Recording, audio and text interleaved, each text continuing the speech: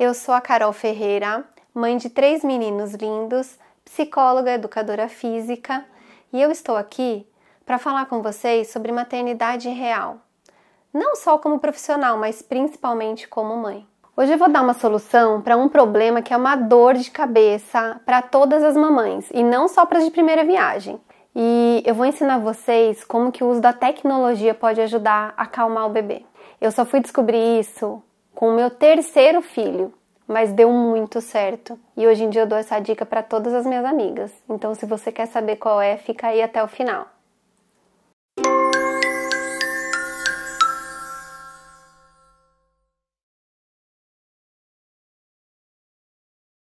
Se você é mãe como eu, principalmente você que está com os seus bebês bem pequenininhos em casa, já deve ter se perguntado e pesquisado muito sobre qual a melhor técnica para acalmar o seu bebê. Mas para a gente entender essa técnica e poder utilizá-la, a gente precisa primeiro entender o que está por trás do choro, principalmente nos 3 primeiros meses de vida. Então não dá para a gente achar que isso não vai acontecer. Alguns bebês choram mais, outros bebês choram menos. No próximo vídeo a gente pode falar mais sobre isso também. Eu não sei se vocês sabem, mas existe um chamado 4º trimestre de gestação, que chama extrogestão, algumas pessoas dão esse nome. E que é esse período de adaptação do bebê, porque ele acabou de sair de um lugar quentinho, úmido, que ele era alimentado o tempo inteiro, que ele não tinha que fazer nenhum esforço. Agora ele teve que aprender a mamar, a respirar sozinho, com várias pessoas mexendo nele ao mesmo tempo, fazendo xixi, fazendo cocô, tendo que trocar fralda, tendo que tomar banho. Então é muita novidade para o bebê. Então a gente precisa estar muito ciente que esse primeiro trimestre de vida é um trimestre diferente de muita adaptação. E aí, como é que o bebê vai se comunicar? Ele chora. Então é a única maneira que ele tem de se comunicar com a gente e de mostrar sua insatisfação, inclusive para dormir. Mas existe jeito de você fazer o seu bebê parar de chorar e o seu bebê ficar mais calmo? Sim, existe. E hoje eu vou contar para vocês sobre como a gente pode usar a tecnologia ao nosso favor. E não é dar os iPads para as crianças assistirem filmes, desenhos ou se distraírem com músicas. É uma coisa totalmente diferente. Bom, como eu já disse, nos primeiros 3 meses de vida, o bebê está se adaptando. E é importante, então, que a gente tente manter um ambiente o mais tranquilo possível.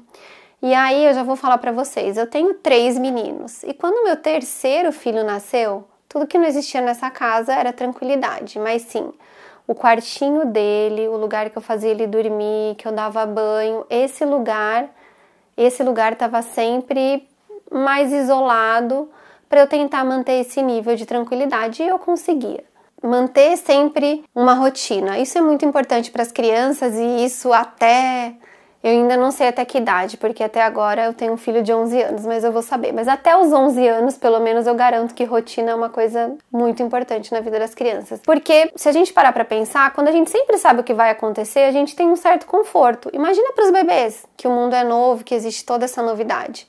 Então é importante manter a rotina. E como ensinar o bebê a dormir à noite? Primeira coisa, desde o dia que o bebê nasce, se estamos no período de dia, janelas abertas, luz, iluminação, ele precisa saber que aquele é o dia. Começou a anoitecer, aí a gente fecha as janelas e quando ele for dormir o ambiente tem que estar completamente escuro. Então eu sempre fiz isso com os meus filhos, inclusive no primeiro mês, eu sempre deixei eles dormindo comigo, sempre tive um bercinho menor que eu deixava no meu quarto para durante a noite, por conta dos horários de amamentar sempre, e para ver se o bebê vai ter refluxo ou não. Esse primeiro mês é muito importante para a gente observar tudo isso. Então o que eu fazia? Durante o dia, quando o bebê ia dormir, eu sempre colocava ele no quartinho dele. Com a janela aberta, às vezes só com uma cortininha de leve para não entrar tanta claridade na hora de dormir, mas ele ficava no quartinho dele. Eu sempre tive babá eletrônica e era assim que ele dormia. No primeiro mês, até enquanto a amamentação ainda não foi totalmente estabelecida, você ainda está amamentando em livre demanda, a gente está observando se o bebê está ganhando peso. Aí eu colocava no meu quarto à noite, depois de umas 11 da noite, para passar a madrugada mesmo e facilitar a minha vida também. E aí fica a dica, depois que o bebê dorme à noite, você só tem que tirar o bebê para amamentar. Se a fralda não estiver suja de cocô, não troque. Não o agite de maneira nenhuma, não fique andando pela casa com ele, não chacoalhe o bebê para dormir, porque isso vai agitar o bebê. E ele precisa entender que aquele é o período de dormir, de ficar relaxado. Então é o mínimo de atividade possível.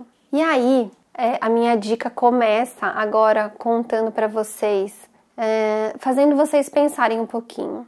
O bebê passa 9 meses no mesmo ambiente, escutando sempre um mesmo som. Essa é a rotina dele. Então isso tranquiliza o bebê. Por isso, o som do útero pode auxiliar muito nessa fase agora de adaptação, principalmente dos 3 primeiros meses do bebê. Mas som do útero, que som é esse, né? Como a gente vai saber qual é esse som do útero?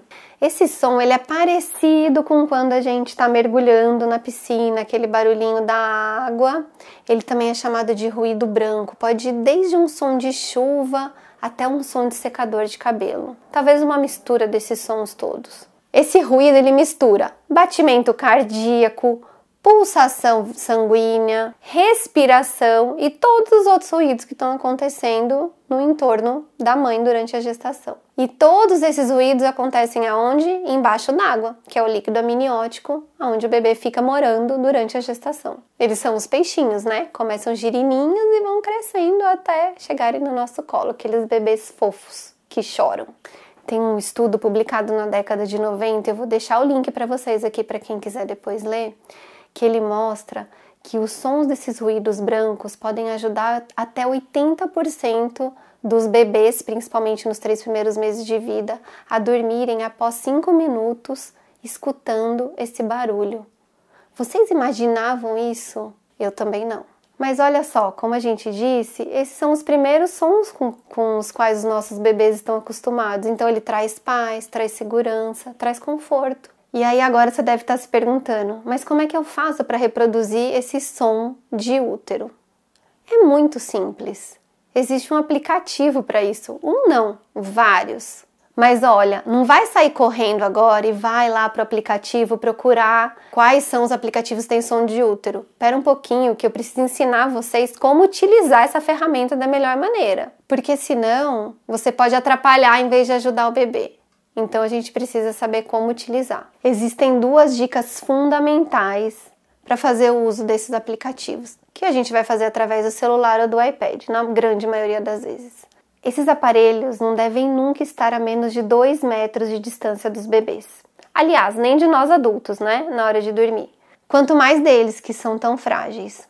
Além disso, a gente precisa lembrar que esses aparelhos esquentam. Então a gente nunca deve deixar esses aparelhos dentro do berço. Jamais. E também tomar cuidado de estar perto de cortina, perto de trocadores que tem tecido, plástico, enfim. A gente precisa sempre pensar nisso. Agora tem outra dica importante.